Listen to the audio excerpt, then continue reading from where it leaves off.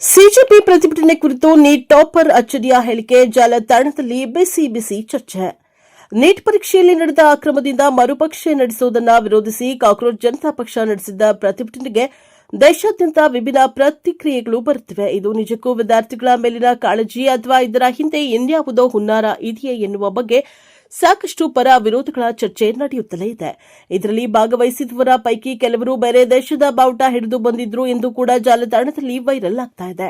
ಈ ಪ್ರತಿಭಟನೆಯಲ್ಲಿ ನೀಟ್ ಪರೀಕ್ಷೆ ಬರೆದ ವಿದ್ಯಾರ್ಥಿಗಳ ಬದಲು ಇದ್ದದ್ದೇ ಬೇರೆಯವರು ಎನ್ನುವ ಮಾತುಗಳು ಕೇಳಿಬರುತ್ತಿವೆ. ಇದರ ನಡುವೆಯೇ ಇದೀಗ ನೀಟ್ ಟಾಪರ್ ಹರಿಯಾಣದ ಪನ್ಶುಲ್ ಬನ್ಸಲ್ ಎಂಬ ಯುವಕ ಆಡಿದ ಮಾತುಗಳು ಜಾಲತಾಣದಲ್ಲಿ ಭಾರಿ ವೈರಲ್ ಆಗ್ತಾ ಇವೆ. ನೀಟ್ ಯುಜಿ ಮರುಪರೀಕ್ಷೆಯಲ್ಲಿ 720ರಲ್ಲಿ 715 ಅಂಕಗಳನ್ನು ಗಳಿಸುವ ಮೂಲಕ ದೇಶದಲ್ಲಿ 2ನೇ ಸ್ಥಾನ ಅಂದರೆ NEET UG all India ranking 2 ಗಳಿಸಿರುವ ಪನ್ಶುಲ್ ನೀಟ್ ಪ್ರಶ್ನೆ ಪತ್ರಿಕೆ ಸೋರಿಕೆಯಿಂದ ತಾನು ನಿರಾಶೆಗೊಂಡಿದ್ದು ನಿಜ. ಒಮ್ಮೆ ಬರೆದ ಪರೀಕ್ಷೆಯನ್ನ ಮತ್ತೊಮ್ಮೆ ಬರೆಯಬೇಕಾದರೆ ಸಹಜವಾಗಿ ಎಲ್ಲರಿಗೂ ಬೇಸರ ಆಗುವುದು ನಿಜ. ಆದರೆ ಇನ್ನೊಮ್ಮೆ ನನಗೆ ಇನ್ನಷ್ಟು ಸ್ಟಡಿ ಮಾಡಲು ಅವಕಾಶ ಸಿಕ್ಕಿತ್ತು ಎಂದು ಎನ್ಸಿ ಖುಷಿಪಟ್ಟುಕೊಂಡಿದ್ದಾರೆ. ಲೀಕ್ ಆಗಿರೋ ಪೇಪರ್ ಸಿಗದೆ ಸ್ವಂತ ಪ್ರಯತ್ನದಿಂದ ಒಮ್ಮೆ ಪರೀಕ್ಷೆಗೆ ತಯಾರಿ ನಡೆಸಿದವರಿಗೆ ಮತ್ತೊಮ್ಮೆ ಅದನ್ನೇ ರಿಪೀಟ್ ಬರೀಬೇಕು ಎಂದರೆ ಮತ್ತಷ್ಟು ಕಾಲಾವಕಾಶ ಸಿಕ್ಕಂತೆ ಆಗುತ್ತದೆ.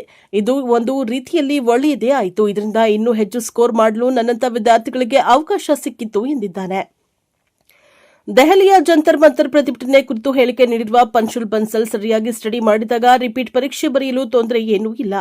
ಇಂಥ ಸ್ಥಿತಿಯಲ್ಲಿ ಪ್ರತಿಭಟನೆ ಮಾಡಲು ನಾನ್ಯಾಕೆ ಹೋಗಲಿ? ಒಮ್ಮೆ ಪರೀಕ್ಷೆಗೆ ತಯಾರಿ ನಡೆಸಿದ ವಿದ್ಯಾರ್ಥಿಗಳಿಗೆ ಮತ್ತೊಮ್ಮೆ ಇನ್ನೂ ಹೆಚ್ಚು ಓದಲು ಅವಕಾಶ ಸಿಕ್ಕಂತಾಗಿದೆ. ಪ್ರತಿಭಟನೆಗೆ ಹೋಗಿ ಟೈಮ್ ವೇಸ್ಟ್ ಮಾಡುವ ಬದಲು ನಾನು ಇನ್ನಷ್ಟು ಸ್ಟಡಿ ಮಾಡಲು ಅನುಕೂಲ ಆಗುತ್ತದೆ, ಅದಕ್ಕೆ ಅವಕಾಶ ಸಿಕ್ಕಂತಾಗುತ್ತದೆ ಎಂದಿದ್ದಾನೆ.